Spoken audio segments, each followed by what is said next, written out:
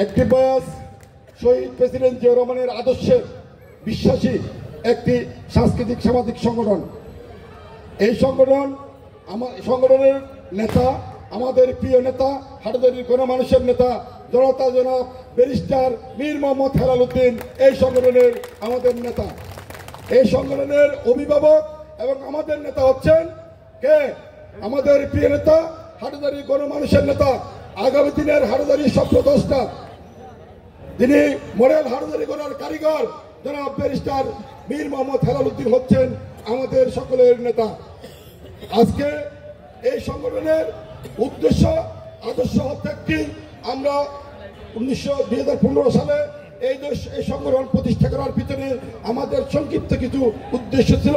তার মধ্যে প্রধান উদ্দেশ্য ছিল আমরা জাতীয়বাদী পরিবারের মধ্যে এই দলের দুঃসময়ে যখন বিএনপির নেতাকর্মীদের উপর স্টিম রোলার চলছিল, মামলা হামলা গ্রেপ্তার নির্যাতন চলছিল, ঠিক সেই মুহূর্তে এই অ্যাক্টিভ বয়েসকে আমরা গঠন করার জন্য চিন্তা ভাবনা করছি।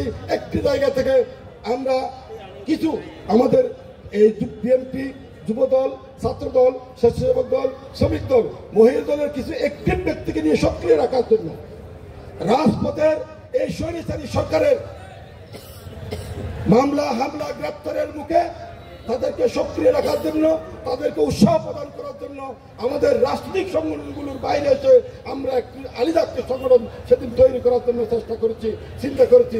সেই চিন্তা থেকেই আজকে এই অ্যাক্টিভ বয়েসের জন্ম। আমরা আজকে এই গত 5ই আগস্ট এই বাংলাদেশ থেকে এই স্বৈরাচারের পতন হয়েছে।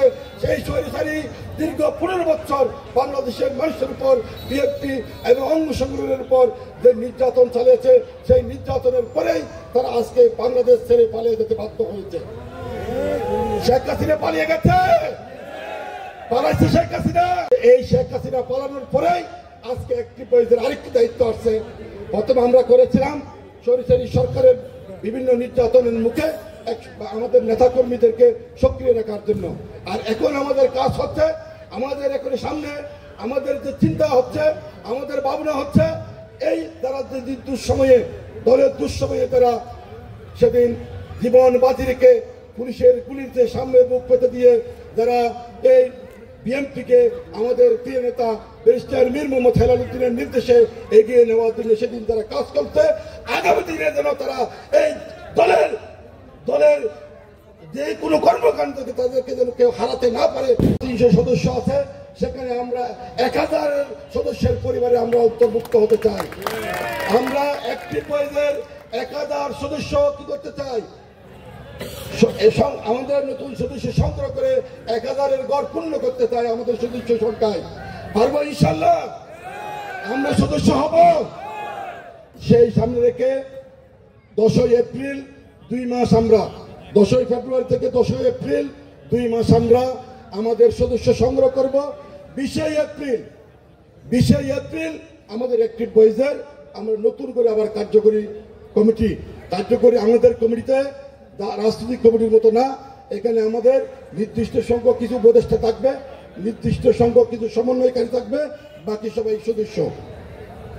সেই আদলেই আমরা 20ই এপ্রিল বর্ণাঢ্য একটি অনুষ্ঠানের মাধ্যমে আমরা 5000 মানুষের উপস্থিতিতে আমাদের পরিবারের অ্যাক্টিভ বয়েস পরিবারের সদস্য হবে 1000, আমাদের পরিবারের সেদিন উপস্থিত থাকবে আমাদের সাথে 5000। এই 5000 পরিবারকে নিয়ে আমরা সেদিন অ্যাক্টিভ বয়েসের আমাদের সম্মেলন বা কাউন্সিল বা আমাদের আগামী দিনের কর্ম নির্ধারণের জন্য আমরা কমিটি নির্ধারণ করব। এই কর্মসূচিগুলো সামনে এগিয়ে যাওয়ার জন্য আমরা সকলের সহযোগিতা কামনা করছি। এবং সাথে সাথে আজকে আমাদের এখানে যারা উপস্থিত হয়েছেন বিশিষ্ট জনদের কাছ থেকে আমরা 1 মিনিট করে আমরা প্রতিক্রিয়া, মানে অ্যাক্টিভ বয়েসের অনুষ্ঠানে এসে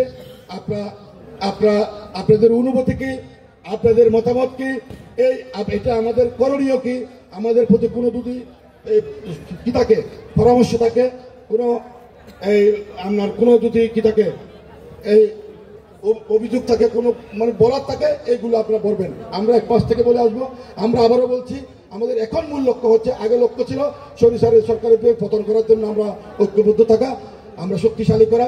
এখন আমাদের লক্ষ্য হচ্ছে আমাদের বিগত দিনে যারা আমাদের দুঃসময়ে দলের কঠিন সময়গুলোতে যে সকল নেতাকর্মী রাজপথে ছিল, আন্দোলন সংগ্রামী ছিল, তাদেরকে আমাদের সংগঠনের মূল্যায়নের জন্য আমরা ব্যবস্থা করব এবং তাদেরকে আমাদের এই আগামী দিনে যেন কেউ হারিয়ে দিতে না পারে সেই ব্যবস্থা আমরা সেই লক্ষ্যকে সামনে রেখে কাজ করব।